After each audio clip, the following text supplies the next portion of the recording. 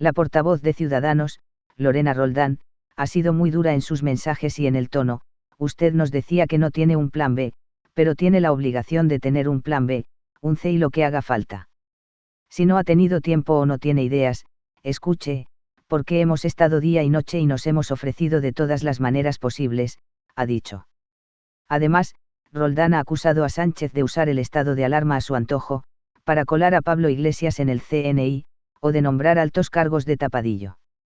De momento, Ciudadanos va a respaldar con sus 10 diputados la prórroga del estado de alarma después de que este lunes, su líder, Inés Arrimadas, avisara esta mañana de que su apoyo tiene condiciones, y de que el grupo parlamentario de CS haya presentado un documento con 7 propuestas de modificación a la prórroga, entre las que incluyen el control y evaluación periódica de las competencias de los ministros, test masivos a la ciudadanía, y garantizar el abastecimiento de material para los centros sanitarios. Señor Sánchez, bienvenido. Dichosos los ojos. Lleva usted sin venir al Senado desde el 25 de febrero. 70 días exactos sin someterse al control en esta Cámara. ¿Sabe cuántos enfermos había de coronavirus en España la última vez que usted vino aquí al Senado? 5. Así es como ha evolucionado la rendición de cuentas de su Gobierno en mitad de una crisis como esta. Pero bueno, ya que por fin le tenemos aquí hoy, yo le quiero preguntar y que nos explique cómo valora usted la evolución de la pandemia en nuestro país y de la crisis socioeconómica. Gracias. El señor presidente del Gobierno tiene la palabra. Muchas gracias, señora presidenta. Señoría, gracias por su pregunta. En fin, simplemente para que conste en acta de nuevo, el inicio de la legislatura fue a principios de año. Y en este periodo de sesiones, de febrero a junio, pues he acudido 10 veces, en 10 ocasiones a las cámaras, 9 al Congreso de los Diputados, y con estas son las 2 veces que he comparecido a rendir cuentas en el Senado. Y evidentemente la voluntad del Gobierno y la mía en particular es, sin duda alguna, seguir rindiendo cuentas en el Congreso de los Diputados y en el Senado. Y en relación con su pregunta, la evolución de la crisis sanitaria y socioeconómica, decirle o responderle, digamos, en 2 vertientes. En la crisis sanitaria, pues evidentemente con prudencia, pero con una enorme esperanza. Creo que los datos invitan a que efectivamente estamos en la senda que desean y que esperan los ciudadanos después de este enorme esfuerzo que han hecho de confinamiento. Por tanto, prudencia y esperanza. Y en relación con digamos, el impacto socioeconómico que están teniendo pues estas medidas tan extraordinariamente graves como es el confinamiento, pues decirle que el compromiso del Gobierno de España es el de que nadie quede atrás. Y creo, además, señoría, que durante estas 8 semanas que llevamos de estado de alarma, muchos de los reales decretos leyes que han sido convalidados por una mayoría parlamentaria, incluso también su grupo parlamentario lo ha apoyado en el Congreso de los Diputados, pues han ido tejiendo una triple red, incluso yo diría una red con 4, digamos, pilares. Uno para las familias, y ahí están todas las medidas que hemos puesto en marcha, por ejemplo, del bono social eléctrico, por ejemplo, de la moratoria en el pago del alquiler de la vivienda o de la propiedad también de la hipoteca de esa vivienda. También a los trabajadores. Quiero además matizar una cuestión, porque se está diciendo por parte de la oposición que hay 3 millones de trabajadores y trabajadoras que no están cobrando el ERTE. Bueno, yo tengo que, digamos, cuestionar esas cifras. Le voy a dar las cifras exactamente para que la oposición tenga bien los datos. En el mes de abril se han reconocido y pagado prestaciones por ERTES COVID, según me ha trasladado la ministra de Trabajo, a 3.300.000 o 330.000 trabajadores. Repito, 3.330.000 trabajadores. La factura total de ERTES de abril ha sido de 4.512 millones de euros. Faltan por reconocer unos 300.000 trabajadores en ERTE que han entrado recientemente, algo que se hará en los próximos 10 días. Por tanto, señoría, rebato cuáles son las cifras que está utilizando la oposición. El Gobierno de España, con todas las dificultades, está haciendo frente también a esa red que necesitan los trabajadores. No me quiero olvidar de los autónomos. Más de 1 millón de trabajadores autónomos está cobrando la prestación por cese de actividad. Esto no había ocurrido en ninguna crisis a lo largo de estos últimos 40 años de democracia. También tengo que recordarle que hoy en el Consejo de Ministros hemos aprobado la tercera línea ICO para garantizar la liquidez a pequeñas y medianas empresas y trabajadores autónomos. Recuerde que el planteamiento que tenía el Gobierno de España era de llegar a 100.000 millones de euros. Vamos por la tercera línea ICO de 20.000 millones de euros. Y, finalmente, también a las administraciones públicas y, en particular, a las comunidades autónomas, con esos 16.000 millones de euros que anunciamos ayer la ministra de Hacienda, los consejeros de Economía y Hacienda de los gobiernos autonómicos, a fondo no reembolsable para financiar el gasto sanitario. Y simplemente recordarle esta cuestión. aquí que estamos en la Cámara Territorial, que como consecuencia del esfuerzo extraordinario que está haciendo también el Gobierno de España, hemos aumentado el conjunto de la financiación autonómica a los gobiernos regionales en un 7% respecto al año anterior. Yo creo, señoría, que el esfuerzo que está haciendo el Gobierno de España en colaboración con los gobiernos autonómicos y con los gobiernos locales es extraordinariamente positivo y, por tanto, esa es la voluntad que tenemos. No dejar a nadie atrás, crear esa red para proteger a familias, a trabajadores, a empresas y, sin duda alguna, también a administraciones públicas que tienen que seguir haciendo frente a un gasto extraordinario, a un esfuerzo extraordinario en la lucha contra el COVID.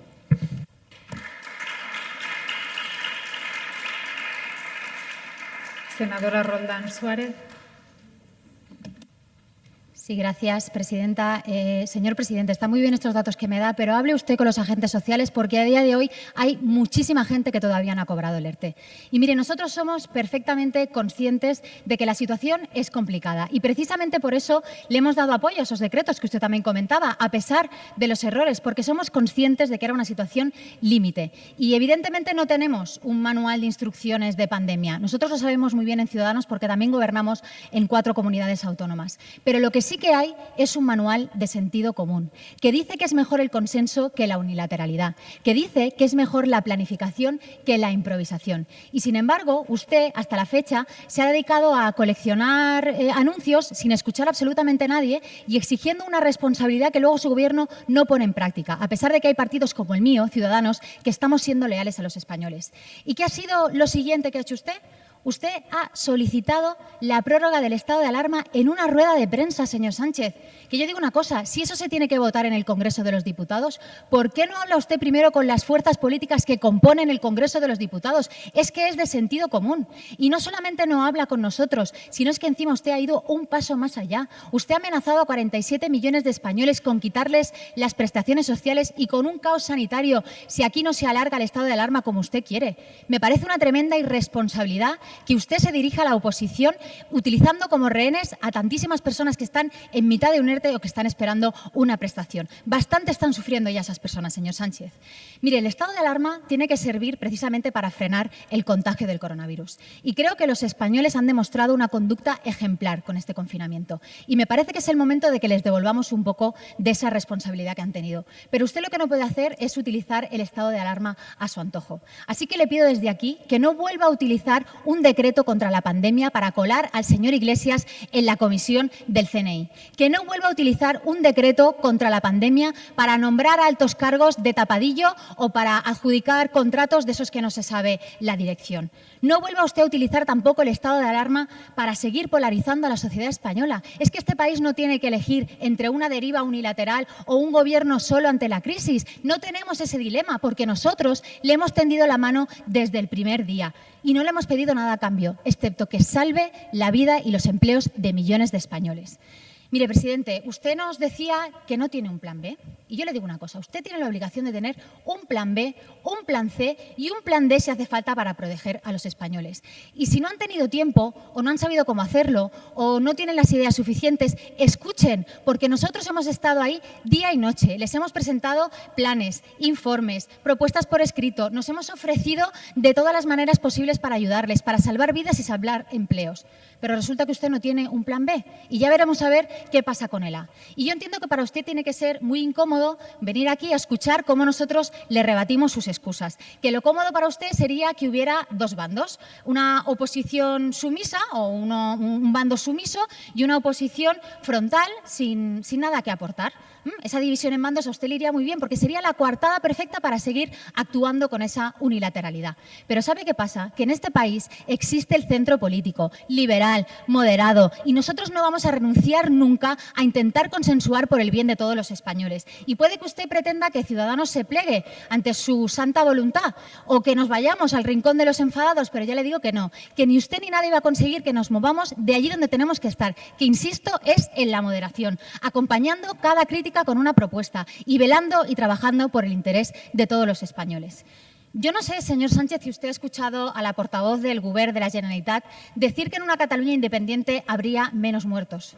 No sé si ha visto también cómo Bildu instigaba caceroladas contra la UME cuando van a desinfectar sus calles. No sé si ha visto cómo Esquerra Republicana aprovechaba esta pandemia para presentar aquí en el Senado una moción contra el Estado. O si ha visto al PNV y al señor Torra pues negar la ayuda del Ejército a los hospitales de campaña. Estos son sus socios, señor Sánchez, y con estos usted no tiene ningún inconveniente en hablar y en negociar. ¿Por qué no habla también con los agentes sociales? ¿Por qué no habla con los sectores más afectados por el COVID? ¿Por qué no habla con los que llevamos desde el minuto 1 queriéndole ayudar? Y le voy a decir una cosa, mando único no significa voz única y estado de alarma no significa aquí libre disposición sine die para el Gobierno. Usted tiene la obligación ahora de plantear un plan para salir del estado de alarma y le pido que rectifique. Desvincule los ERTEs y las ayudas a pymes, autónomos y a trabajadores del estado de alarma. No utilice a esas familias como rehenes. Ayúdeles porque es de justicia. Planifique también con las comunidades autónomas un plan de contingencia por si tenemos un rebrote, que no haya que volver al estado de alarma. En definitiva, señor Sánchez, piérdale el miedo al consenso. Mire, nuestras propuestas son muy claras. Queremos, primero, salvar vidas. ¿Cómo? Suministrando mascarillas para toda la población, con unas condiciones de uso que sean claras y, por supuesto, también test masivos para todos los ciudadanos. Y, por el otro lado, también hay que salvar empleos, porque ahora mismo los próximos pasos que demos en estas fases del desconfinamiento van a ser cruciales para millones de familias. Nos jugamos muchísimo. De lo que hagamos en estas semanas van a depender los empleos de millones de españoles. Así que sí, usted necesita un plan B y lo tiene que consensuar. Usted tiene que escuchar a la oposición, a los gobiernos autonómicos y a los agentes sociales. Se lo dije el otro día a la ministra y se lo vuelvo a decir aquí hoy a usted. No lo haga por nosotros, hágalo por los españoles. Deje a un lado el sectarismo y la soberbia y pongámonos a trabajar todos juntos porque es muchísimo lo que está en marcha. Pongamos ya en marcha estos planes, el plan de la reconstrucción, el pacto de la reconstrucción, que hace ya un mes que la señora Arrimadas se lo planteó y, sin embargo, ustedes parece que no tienen voluntad política para tirarlo adelante. Yo le pido desde aquí responsabilidad. Esa responsabilidad que nos exige a los demás, téngala usted también y déjenos ayudar a aquellos que desde el primer momento queremos hacerlo. Gracias. Gracias, señoría. Tiene la palabra el señor presidente del Gobierno.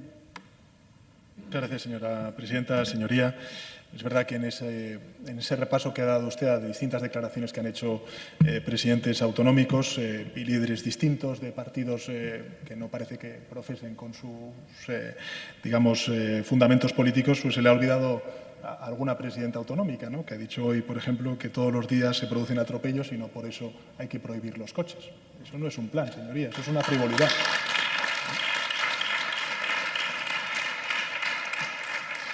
En todo caso, nosotros lo que hemos hecho ha sido plantear un plan de desescalada, un plan de transición que hemos calificado de un plan de transición que tiene que tener 4 elementos, ¿no? Tiene que tener un elemento de gradualidad, tiene que tener un elemento de coordinación, tiene que tener un elemento de asimetría y tiene que tener también un elemento, digamos, de homogeneidad en cuanto a la evaluación de todas aquellas parámetros que van a permitir, bueno, pues a los distintos territorios ir de una fase a otra, ¿no? Por tanto, efectivamente, señoría, hemos elaborado un plan, además de desescalada con el apoyo de los expertos, multidisciplinar, no solamente científicos, expertos epidemiólogos, sino también economistas, gentes, en definitiva, científicos, gentes que han aportado todo su conocimiento a ese plan de desescalada. Y también hemos acordado, señoría, con las comunidades autónomas los parámetros, los indicadores, sí lo hemos hecho, señoría, créame, lo hemos hecho. Hemos acordado con las comunidades autónomas esos indicadores para saber evaluar a cada territorio en las fases. Y es cierto que nosotros hemos propuesto que sean las provincias, pero efectivamente también hemos dicho a las comunidades autónomas que estamos abiertos a evaluar otras propuestas que puedan poner ellos encima de la mesa. Sobre el plan A, el plan B, el plan C, yo creo, señoría, que podemos estar usted y yo de acuerdo en que el confinamiento ha funcionado. ¿Ha funcionado, sí o no? ¿Ha funcionado? ¿La restricción de la movilidad ha funcionado, sí o no? Yo creo que ha funcionado, señoría. Bien, ¿cuál es el único instrumento que tenemos ahora mismo constitucionalmente para poder garantizar desde el Gobierno de España el confinamiento y la restricción de la movilidad? ¿Cómo puede hacer, y usted además que gobierna en la Comunidad de Madrid con el Partido Popular y también en Murcia, cómo puede hacer el Gobierno de España o cómo puede evitar el que se puedan desplazar los madrileños a su segunda residencia en Murcia? Si no es con el estado de alarma, señoría. No hay otra alternativa. No hay otra alternativa, señoría. Y, por tanto, como no hay otra alternativa, lo que tenemos que hacer es ser conscientes de que tenemos que dar certidumbre a los ciudadanos, que tenemos que darles seguridades, que no podemos jugar a experimentos que no sabemos exactamente cuál va a ser su evolución y su eficacia. Y lo que está pidiendo el Gobierno de España, simple y llanamente, es que esta desescalada lo hagamos bajo el paraguas del estado de alarma y cuando lleguemos a esa nueva normalidad, que esperemos que sea mucho antes que después, podamos gobernar esta situación hasta que encontremos un remedio terapéutico o la vacuna, pues podamos gobernarla con otros instrumentos que puedan amparar legalmente estas cuestiones. Pero ahora mismo necesitamos la restricción de la movilidad. Ahora mismo necesitamos ser conscientes de que el confinamiento está funcionando. Y por eso, señoría, yo le pido a su grupo que apoye el estado de alarma una vez más mañana en el Congreso. Gracias, señor presidente del Gobierno.